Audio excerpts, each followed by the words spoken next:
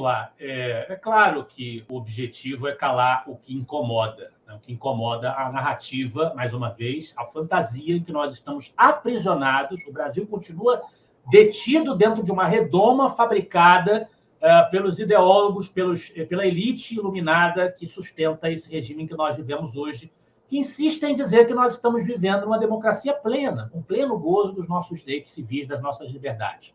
O artigo do Kaique Lazzarini é um exercício de crítica, de análise crítica histórica ao governo Lula, no seu terceiro mandato, servindo-se da experiência dos governos anteriores, inclusive do próprio Lula. Ele chega a fazer um comentário aí, uma análise aí no artigo dele, o artigo Por que o governo Lula insiste em ignorar uma política fiscal mais contracionista? Ele chega a insinuar, a sugerir, que o Lula tem a aprender com ele mesmo. Porque o seu primeiro governo adotou políticas com as quais ele mesmo não parece ter aprendido nada, que são justamente as políticas contracionistas. O que isso quer dizer, Camila? Por boa parte da nossa história republicana, principalmente no século XX, na metade do século XX, desde a década de 50, a gente sofre com problemas de alta inflação, é o que o Kaique aponta no seu artigo.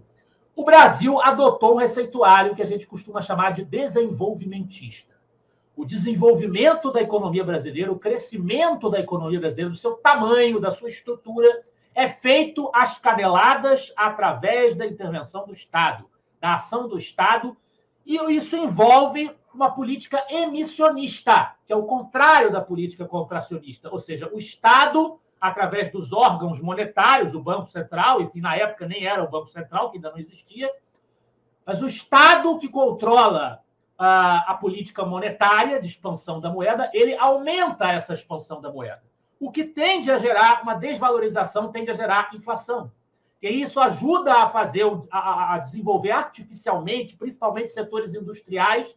A gente tinha as forças sociais mais industrialistas do Brasil, sob a égide do pensamento de um Roberto Simonsen, por exemplo, dos estruturalistas cepalinos, que é uma corrente econômica representada por figuras como Maria da Conceição Tavares, que faleceu há pouco tempo, né?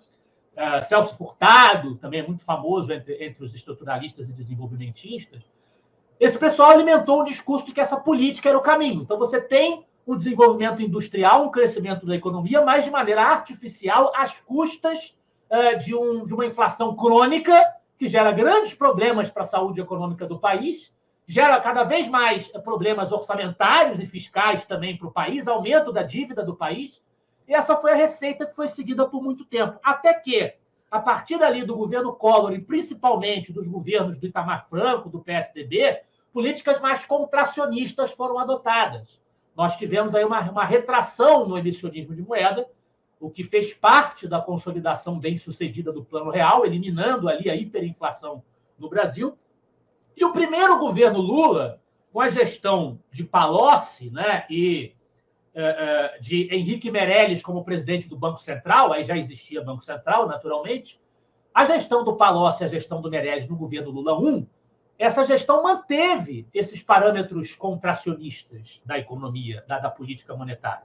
Aí, no segundo mandato do Lula, principalmente depois da famigerada crise de 2008, o próprio governo Lula, o Lula II, passou a adotar uma política mais emissionista, que foi consagrada no governo Dilma Rousseff pela nova matriz econômica de Guido Mantega.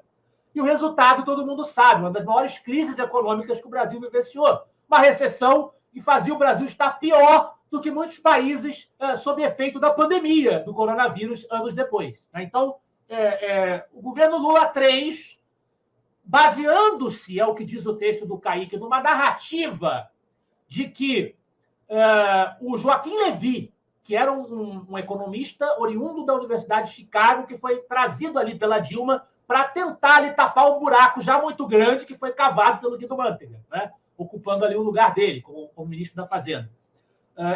Criou-se uma narrativa no PT, nas suas alas mais ortodoxas, de que o Joaquim Levy era o culpado da recessão.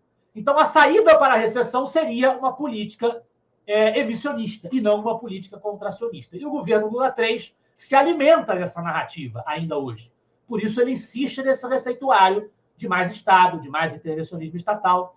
Então, o que o Kaique está sustentando no artigo dele é que o Lula não aprende com a sua própria história, não aprende com o que deu certo nem no governo dele, no primeiro governo dele, que é tão lembrado muito em função da continuidade dessas políticas contracionistas. E se ele não aprende com a história, a única maneira da gente ter alguma chance de reverter os descaminhos é tendo liberdade para criticar os descaminhos que as nossas autoridades insistem em cometer. E é isso que será vedado se nós formos censurados.